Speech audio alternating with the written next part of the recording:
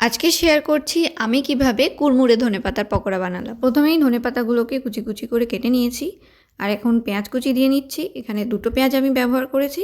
এরপরে দিয়ে দিচ্ছি রসুন কুচি, স্বাদ মতন কাঁচা লঙ্কা, যেরকম ঝাল খেতে পছন্দ করে। আর এখন দিয়ে দিচ্ছি বেসন, 4 চামচ মতন বেসন দিচ্ছি উঁচু উঁচু করে। আর 1 চামচ দিয়ে দেবো বেসন, ব্যাস। আর এরপর দেবো হচ্ছে ময়দা 2 চামচ উঁচু উঁচু করে।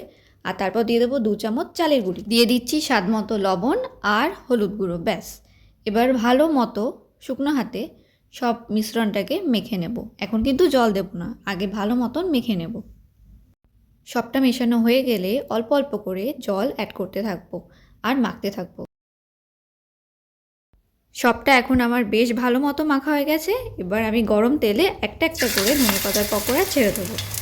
এখন লো টু মিডিয়াম ফ্লেমে উল্টে পাল্টে পকোড়াগুলো ভেজে নিলেই একদম রেডি কুড়মুড়ে ধনেপাতার পকোড়া।